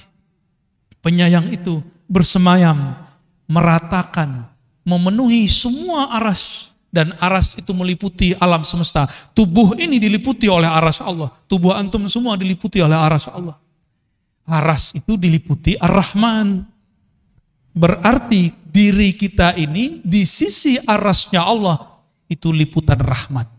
Jadi jangan bawa hukum takdir ke Allah, namanya keadilan. Jangan cari keadilan kepada Allah. Jangan cari hukum sebab akibat kepada Allah. Kalah kita. Sama sholat yang tadi kita nggak diterima. Maka Imam Asy'ari bilang, jangan pernah cari keadilan Tuhan. Minta rahmat Allah. Itulah Nabi ngomong, kamu masuk sorga bukan dengan amalmu. Karena kalau amal keadilan, hukum keadilan. Jangan pernah minta keadilan Allah. Masuk sorga itu karena rahmat. Dapat hidayah, jadi wali Allah, jadi kekasih Allah. Dapat ilmu itu karena rahmat. Ciri-ciri orang dapat rahmat di kolbunya. Tidak ada lagi rumus-rumus kebencian. Gimana? Di kolbu kita sudah begitu belum? Katanya baca bismillah tiap hari. Imam Syafi'i, kenapa mewajibkan baca basmalah bagian dari Fatihah? Baru berharap orang-orang yang bermazhab Syafi'i, murid-muridnya nanti, kolbunya dipenuhi dengan Rahman dan Rahim. Maka saya berdoa, semoga kita, saya dan yang hadir semua yang bermazhab Syafi'i ataupun yang tidak Syafi'i, yang selalu melazimkan baca Bismillahirrahmanirrahim, semoga kasih sayang Allah tumpah ruah dalam kolbu ini. Amin. Kalau sudah penuh di ini dalam kolbu ini nama Allah, keluarnya pasti sayang, sayang, sayang. Bukan benci, benci, benci. Ya, Allah memla' qulubana birahmatik. Ya Allah, yang maha penyayang. Amin. Yang kasih sayangnya meliputi arasnya. Amin. Tubuh kami apalah dibandingkan arasmu ya Allah. Amin. Ya Allah, Engkau menyebut nabimu dengan rahmatan lil alamin. Amin. Ya Allah. Dan Engkau menyebut bahwa Engkau akan memberikan posisi yang tinggi untuk nabimu rahmatan lil alamin. Amin. Cahayanya meliputi arasmu. Maka ya Allah, leburkan diri kami. Masukkan diri kami dalam cahaya baginda Nabi Muhammad SAW. Allahumma ja'alna nura. Amin. Allahumma ja'alna nura. Amin. Allahumma ja'alna nura. Amin. Jadikan kami, leburkan kami dalam cahaya Nabimu. Amin. Cahaya rahmat kasih sayang. Amin. Sehingga ya Allah, tidak tersisa lagi dalam diri kami, dalam kolbu kami, pikiran kami, lisan kami, kebencian-kebencian. Allahumma ya man huwa rahmanur rahim, irhamna warhamil muslimin. Ya Allah, sayangi kami yang hadir malam ini. Amin, ya yang Allah. Mendengarkan kajian malam ini. Amin. Orang-orang yang memusuhi kami, apalagi orang-orang yang berbuat baik kepada kami. Amin. Allahumma arhamil muslimin. Amin. Ya Allah, siapapun yang di dalam kalbunya ada syahadat tauhid kepadamu, maka malam ini ya Allah turunkan kasih sayang kepadanya ya Allah. Amin. Allah. Allahumma ya Rahman ya Rahim, birahmatika fadkhilna ila jannatik. Amin. Ya Allah, dengan kasih sayangmu juga ya Allah, maka undanglah kami masuk surgamu. Amin ya Allah. Undanglah kami masuk surga. Amin. Hisablah kami dengan hisab yang mudah. Amin. Timbanglah kami dengan timbangan yang tidak payah. Amin. Allahumma ya Allah, jika nanti mungkar nakir menanyai kami tentang Engkau, bimbinglah kami untuk menyebut namamu ya Allah. Amin ya Allah. Wahai baginda Rasulullah, assalatu wassalamu alaika ya sayyidi ya Rasulullah. Wahai baginda Rasulullah, jika nanti wajahmu, namamu disebut oleh para malaikat, lalu mereka menanyakan, kenalkah engkau wajah ini? Tahukah engkau nama ini? Maka doakan kami wahai baginda Rasulullah. Amin ya Allah. Bimbing kami, talqinkan kami. Amin ya Allah. Wah Allah, itu nabimu, itu rasulmu yang kami selawati setiap hari. Bimbing kami, ingatkan kembali kami, kembalikan ma'rifat kami kepadamu dan kepada nabimu. Sehingga kami masih ingat di alam kubur bahwa engkau adalah Rasulullah. Amin. Sallallahu alaihi wasallam. Wasallam. Allahumma syfa'na. Allahumma syfa'na bi syafa'atihil uzma. Amin. Ya Allah, jika nanti di padang mahsyar semua orang kepanikan mencari siapa yang dapat membantunya. Semua orang berkeringat, semua orang panik. Siapa yang akan membantunya? Maka saat itu ya Allah, izinkan baginda Nabi mengenal kami. Amin ya Allah. Izinkan cahaya wudhu kami berbekas nanti. Amin ya Allah. Sehingga beliau mengatakan, wahai saudaraku, wahai umatku, jadikan kami yang dipanggil oleh Rasulullah. Amin ya Allah. Ya Allah, ya Rasulullah, ya Rabb, ya muqallibal qulub, wahai yang membolak-balik hati kami. Amin. Tubuh ini tetap menua, tapi ya Allah, meskipun semuanya berubah, jangan ubah hati kami dalam menyembahmu. Amin ya Allah. Jangan ubah hati kami dalam mencintai Rasulmu. Amin ya Allah. Ya muqallibal qulub, tsabbit qulubana ala dinika wa ta'atik. Waj'alna minal mukthirina li dhikrik. Amin. Allahumma rabbana atina fid dunya hasanah Amin. wa fil akhirati hasanah wa qina adzabannar. Amin. Warzuqna ru'yatak wa ru'yata nabiyyik. Ya Allah, izinkan kami menatap keindahan wajahmu di dalam keindahan wajah nabimu. Sallallahu alaihi wasallam. As-salatu wassalamu alaika ya sayyidi ya baruhi ya Rasulullah. Wa sallallahu ala sayyidina Muhammad walhamdulillah rabbil alamin. Al-Fatiha. A'udzu billahi minasyaitonir rajim. Bismillahirrahmanirrahim. Ya nabdu ya Salatul lazim. Alhamdulillah rabbil alamin. Amin amin rabbil alamin. Istajib da'awatina bi sirri suratil Fatiha. Amin. Wa bi sirri sayyidina al-Fatih sayyidina Muhammad sallallahu alaihi wasallam. Subhana rabbika rabbil izzati amma yasifun. Wa salamun alal mursalin walhamdulillah rabbil alamin. Demikian dari kami Al-Fakir. Semoga bermanfaat. Amin. Semoga kami dan kita semua diridhai oleh Allah Subhanahu wa taala. Amin. Subhanakallahumma wa bihamdika asyhadu an la ilaha illa anta astaghfiruka wa atubu ilaik. Allahumma salli wa sallim wa barik ala sayyidina Muhammad wa ala alihi wa sahbihi ajma'in. Habibi sayyidi Habib Syekh bin Abdul Qadir As-Saggaf mata'allah fi hayatih. Juga Romo Kiai Mu'tasim Billah ja'alahullahu minal mu'tasimin bihablillah. Dan Adinda Azka, Masya Allah, barakallahu fiik ya. Didoain dong, barakallahu fiik, barakallahu lakuma wa baraka alaikumah. Ada yang iri nggak? Ada yang pengen nggak? Pengen semua. Para kiai, para habaib, para muallim, para guru, izinkan saya ngisi istirahatnya Habibna Syekh supaya beliau bisa seperti Rasulullah, senang yang dingin-dingin, senang yang manis-manis. Kalau saya juga senang yang manis, tapi bukan air.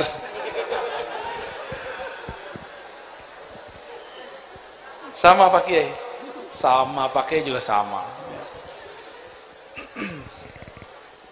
Puji syukur kepada Allah, negeri kita tanah Jawi, kata orang Arab dulu,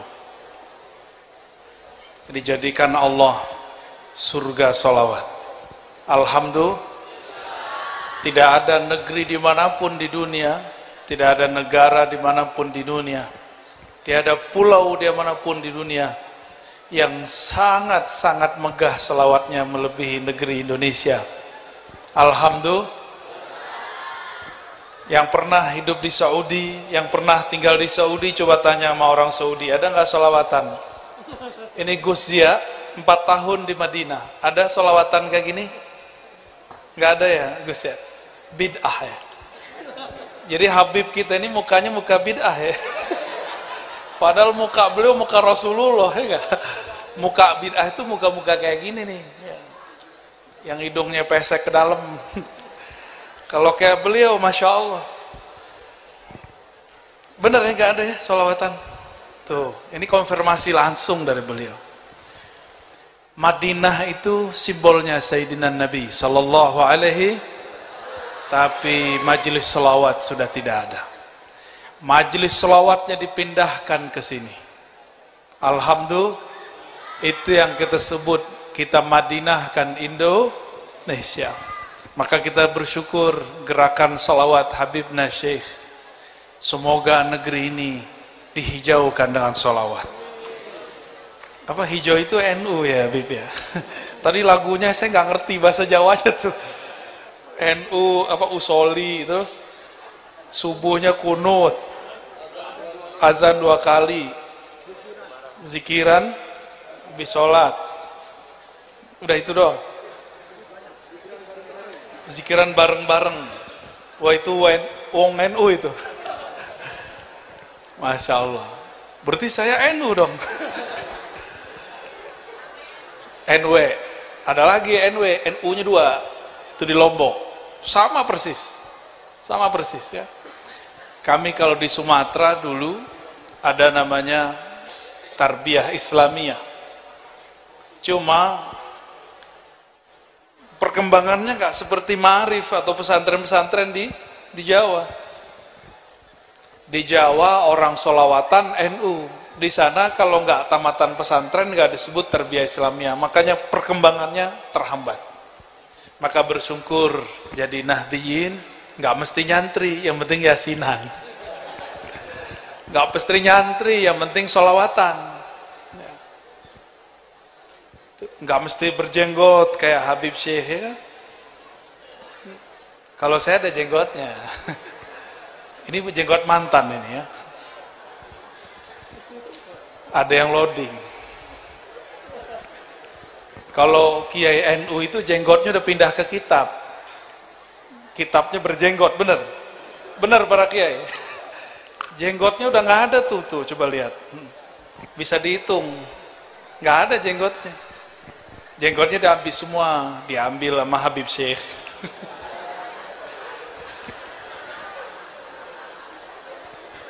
Tadi saya tertegun ketika dibaca kisah Al-Ba'ir, onta.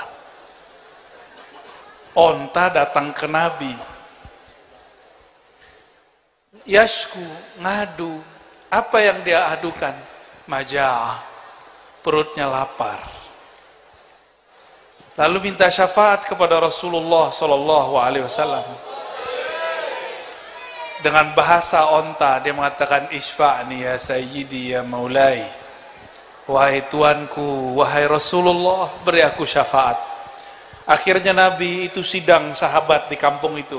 Siapa yang punya ini onta?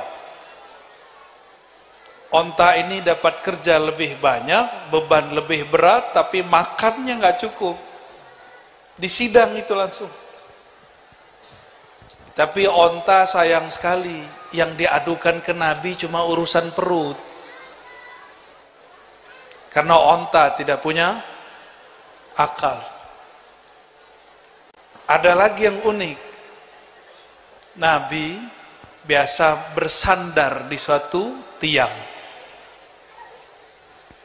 Tiang ini kemudian ditinggalkan Sayyidina Nabi SAW. Lalu beliau duduk di atas mimbar. Mimbar itu dulu bukan podium, bedakan mimbar tempat duduk yang sedikit lebih tinggi daripada jamaah. Duduk di atasnya, terdengarlah Hanna Hanina. Itu kayu, itu tiang menangis tersendu-sendu dan terdengar oleh para sahabat Nabi radhiyallahu taala anhum. Itu khurafat, dongeng atau hakiki? Beneran ada di hadis Nabi atau hadis palsu? Itu hadis sahih. Hadisnya apa? Sahih. Lalu Nabi usap itu pohon, itu kayu, itu tiang. Wahai kayu, engkau pilih jadi sandaranku di dunia atau engkau masuk surga. Berarti Nabi ngomong ke pohon atau ngomong kepada sir yang ada di pohon? Ternyata tiang-tiang, pohon-pohon, kayu-kayu, di situ ada sir oleh Imam Syekh Abdul Qadir Al-Jilani. Kan nama walid beliau kan Habib Abdul Qadir juga ya. Sidi Syekh Abdul Qadir Jilani Al-Qutub Rabbani menulis kitab Sirrul Asrar dan mengatakan, di setiap pohon itu ada ruh, namanya ar-ruh an-nabati, ruh yang tumbuh. Walaupun sudah dipotong, itu masih ada sirnya, masih ada energinya. Saya konfirmasi kepada orang eksak, ternyata ini yang disebut gerakan elektromagnetik, jadi masih bergerak. Coba lihat, jika ada kayu mulai lapuk, berarti ruhnya sudah pergi. Itu kata Syekh Abdul Qadir Al-Jailani. Biasanya kita baca manaqib, benar ya? Manaqib Syekh Abdul Qadir. Nabi berbicara bukan kepada kayu itu, tapi kepada ruh nabati yang ada di dalamnya. Nabati sudah jadi bahasa Indonesia. Apa arti nabati?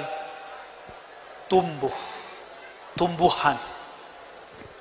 Nabi ngomong kepada itu ruh, hai ruh, engkau pilih bersamaku atau masuk surga.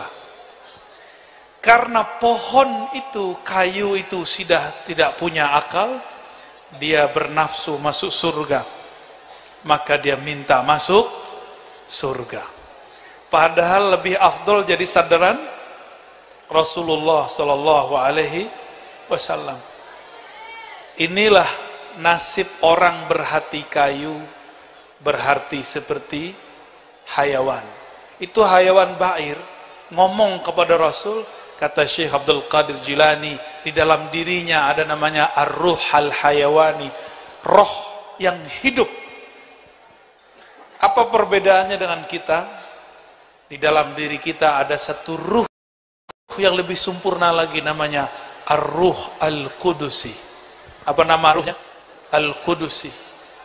Itulah yang disebut dengan min amri rabbi, yang dirahasiakan Allah Subhanahu wa ta'ala. Maka kajian ma'rifatul ruh akan menjadi ramai di akhir zaman. Bahkan ahli kitab pun akan banyak mengingkarinya. Nanti tunggu waktu aja nih Habib. Semoga Habib nggak termasuk, Bib. Orang akan ingkar dengan kajian ma'rifatul ruh yang pernah saya jelaskan. Insya Allah, Bib ya. Orang akan mulai menolak tanpa mengkaji, menolak tanpa mau berdiskusi. Nanti akan mulai banyak ya.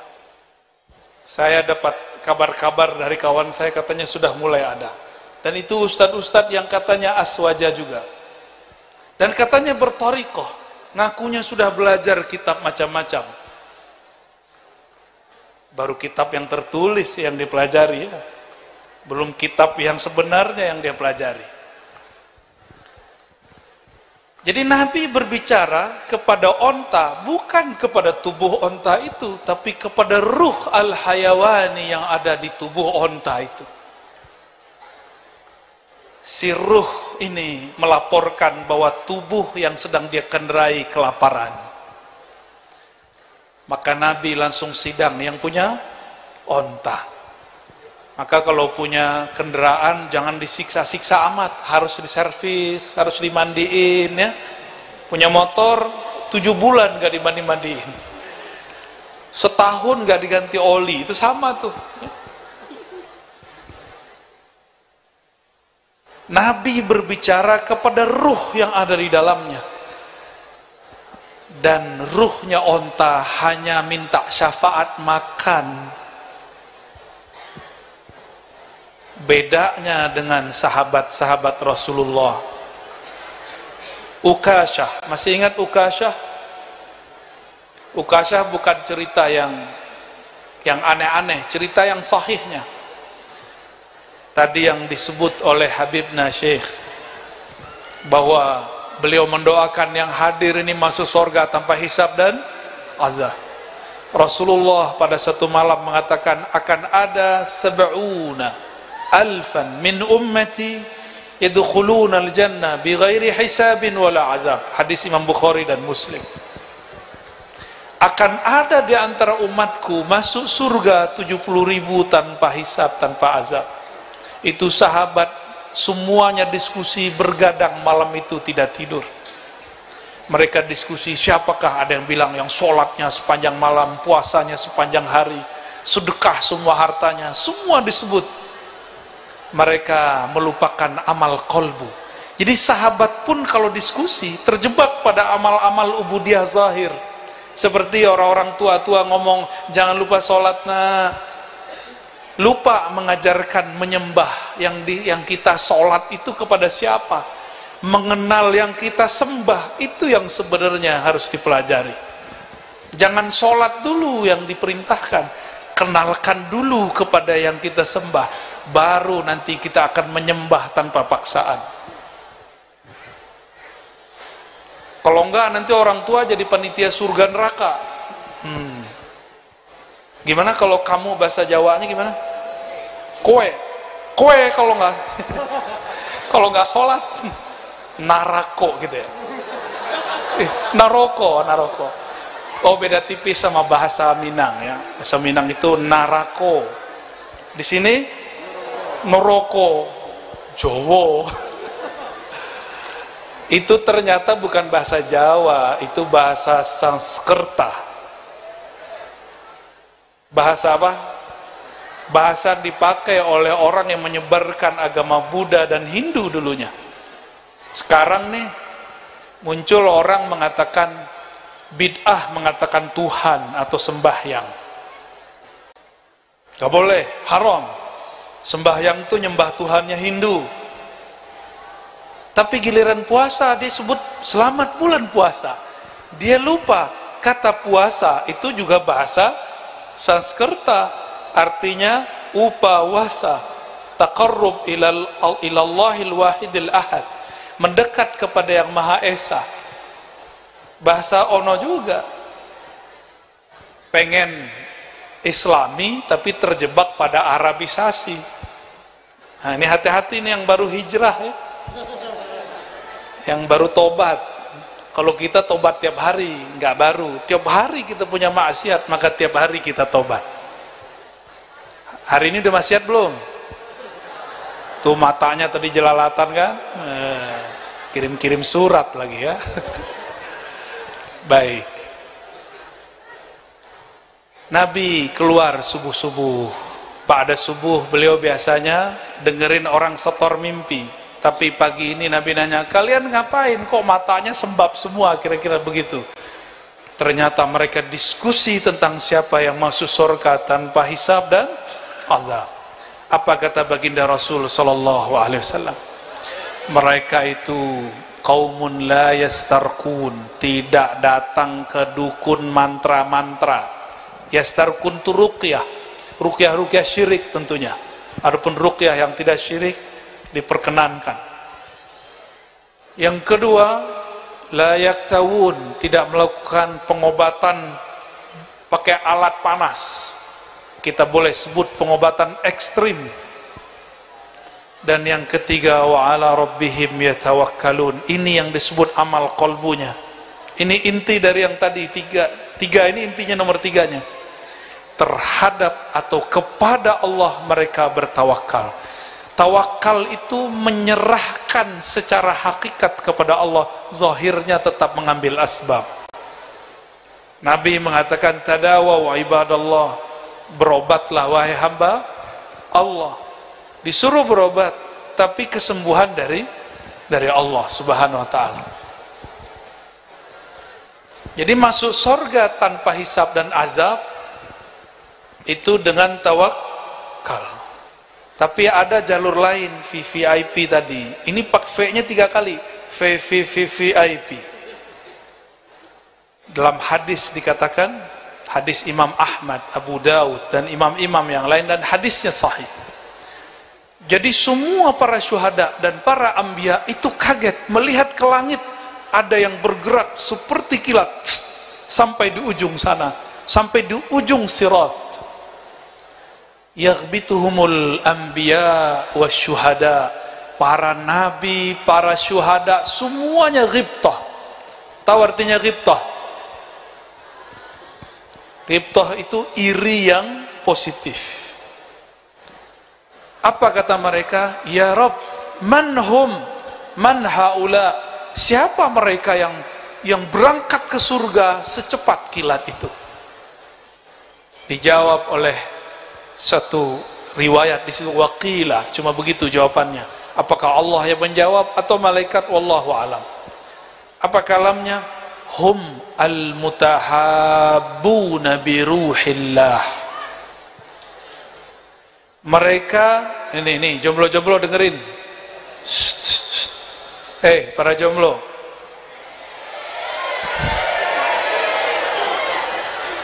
pengen akad nggak? Sabar ya, dengerin nih hadis ini buat kalian nih dan buat kita semua. Orang yang masuk surga lebih cepat dari kelompok yang tadi. Siapakah mereka? Al-mutahabbuna bi ruhillah, kelompok yang saling mencintai dalam ruhullah. Ruhullah itu artinya kasih sayangnya Allah subhanahu wa ta'ala. Jadi jangan sembarangan ngomong ana uhibbuka fillah. Itu kalau Habib Syekh ngomong begitu, saya ambil mobilnya langsung. Karena mengatakan uhibbuka fillah, milikku, milikmu. Kalau mau alus, lillah, itu masih mending ya. Uhibbuka lillah masih agak ringan. Tapi fillah, nafsi, nafsuk. Makanya orang Arab dulu ketika berkalam, ana man ahwa ana. Ya, nggak usah diterjemah, nanti para jomblo sakit hati ya.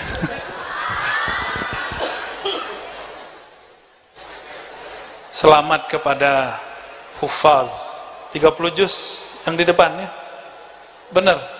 Ini yang putri 35 orang. Aduh, saya pengen muda lagi tuh. Ini berapa orang yang ikhwan? 20 ya. Masya Allah. Kita mengira orang-orang Arab itu lebih banyak hafalnya dari kita. Ternyata enggak. Yang paling banyak hufaznya di dunia itu orang Indonesia.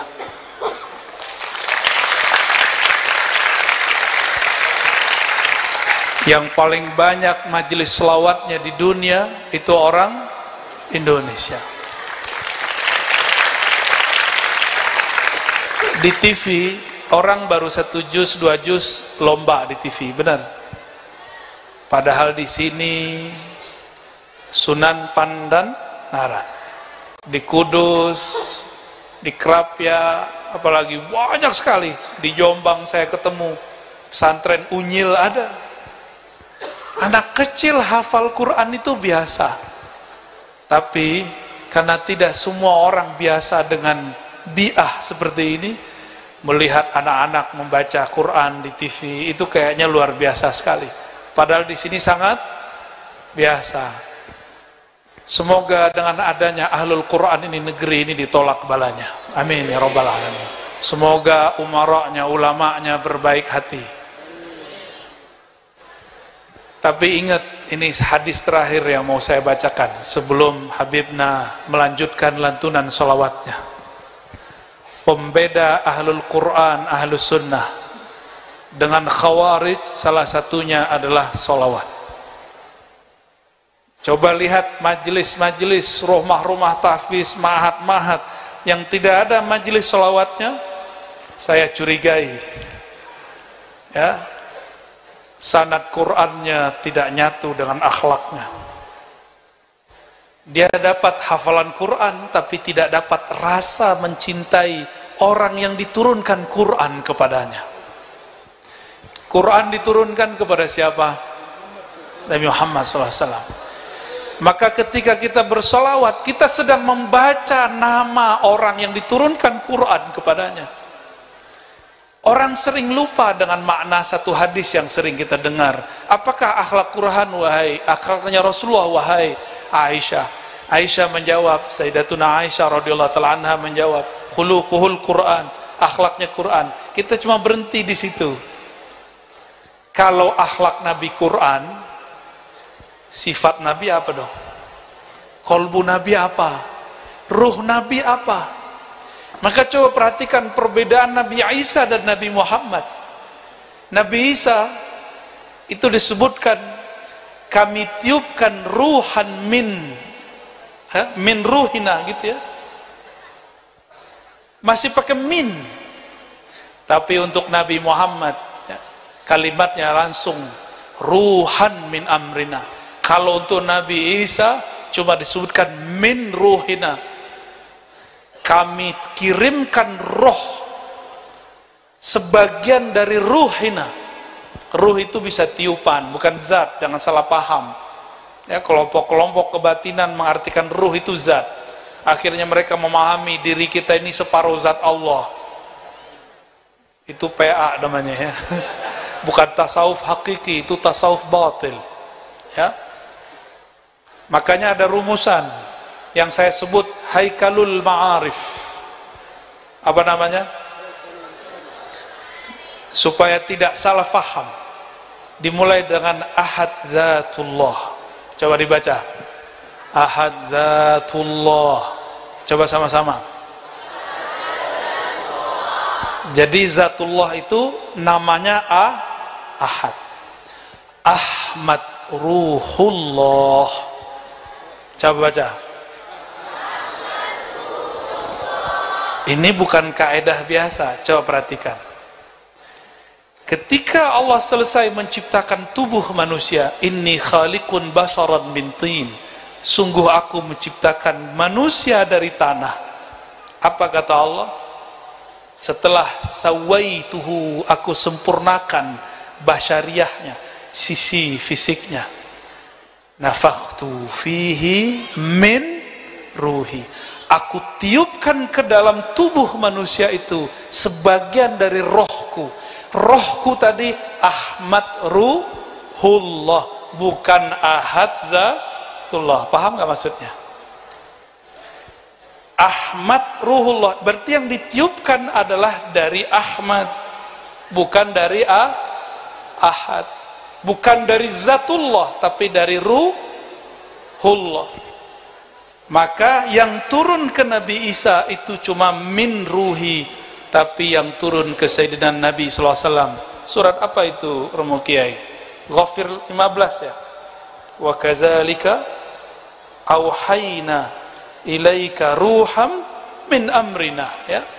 Demikianlah kami tiupkan, kami hembuskan, kami bisikkan, auhayna, kami bisikkan kepada engkau ruhan total, bukan min ruhi.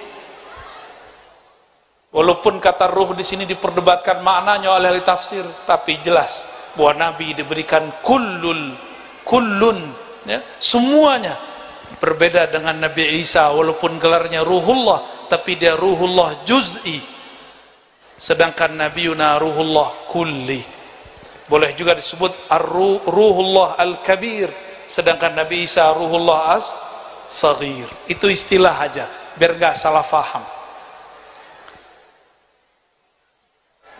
Coba diulang. Ahadzatullah, Ahmad Ruh.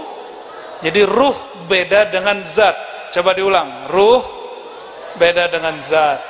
Zat Allah qadim, tidak bisa dibayangkan, tidak berupa, tidak ada takyif. Laisa kamislihi syai'. Yang dibagikan kepada kita itu min ruhi, yaitu percikan dari ruh Ahmad.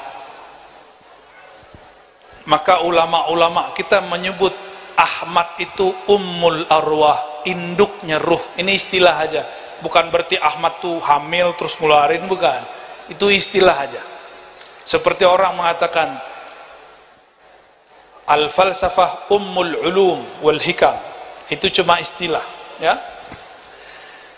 Maksud saya menyebutkan ini apa? Yang adinda hafal ini, para santri, itu disebut di Quran juga ruh. Benar gak? Tapi di luar sana ada orang yang ngafalin Quran tidak dengan ruh. Sudah dikabarkan 14 abad lalu oleh Rasulullah SAW. Apa kata beliau? Nanti akan muncul sekelompok orang dari orang yang membentakku. Jadi sudah ada orang yang membentak Rasul semenjak dulu. Maka hatta al-yaum, sampai saat ini, sampai nanti mereka akan sering membentak zuriat dan para pewaris Rasulullah SAW. Sampai sekarang mereka nggak akan percaya ada zuriat Nabi. Ihanah ala zuriatin Nabi. Dulu Nabi dibentak. Orang ini mau dibunuh sama Khalid bin Walid. Apa kata Nabi? Biarkan dia. Akan muncul dari kelompok dia qaumun yatluna ayatillahi rotba, baca Qur'annya fasih, hafiz, tapi tidak tembus sampai ke kerongkongannya. La yujawis taraqihim. Maksudnya enggak pakai ruh.